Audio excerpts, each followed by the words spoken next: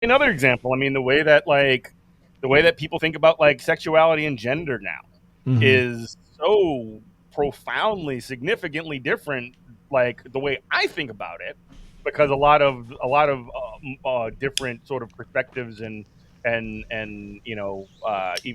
dare I say the word, identities of people who have these different more trans people are visible, more and non-binary people are visible. Before the show, we were talking about transgender wrestlers and how it's like, are you wow? There's a lot of like trans and non-binary wrestlers. It's like a whole community, and they come together.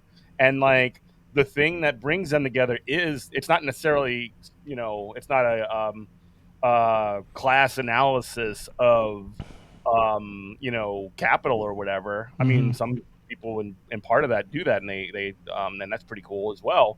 But like there are communities of this, which is not new. I mean, there's been gay bars and gay communities and like gay neighborhoods since forever.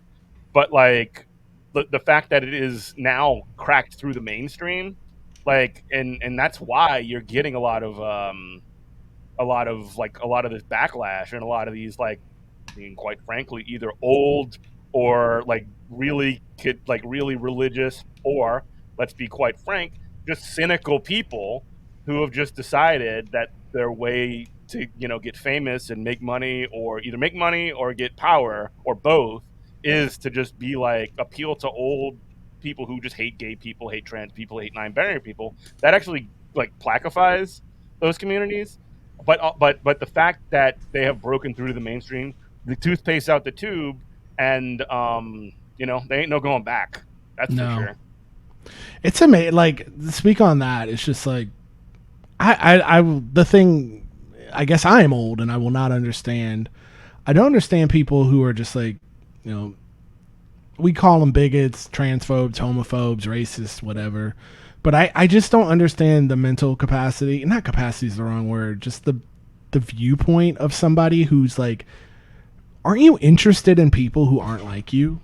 Like, why? They're scared of them. Why is that not interesting? They're And scared of them, and part of the reason that they're scared of them is because it's different than them. One, and like most things that are different from you scare you at least a little bit. Sure, fine, whatever.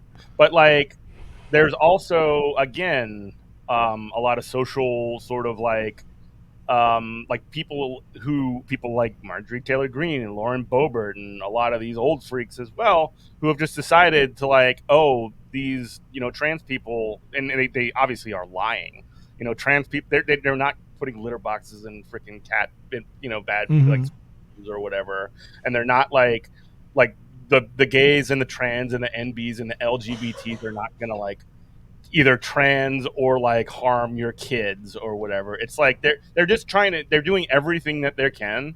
These reactionaries, they're doing everything that they can to make people scared, and people just are responding to that appropriately, which is be But it's scared. just like, I don't know. It's like you get one go at this thing. Like, you don't get to go back, and it's like, why wouldn't you want to experience? I'm not saying go out and like, I'm a straight cis guy. Like, I'm not gonna be queer or trans anytime soon. But it's just like, why am I not? Why? Why would you hate I trans people? Like, who cares? one of my favorite sources of my before I go to bed, like, it's become kind of a ritual. I drink a glass of water and I watch Trixie Mattel and I watch Katya, two famous drag queens on YouTube with their little podcasty thing, and it's like, it's interesting to hear a perspective that's not mine, and be Yeah. like, oh, that's interesting. How do you deal with that?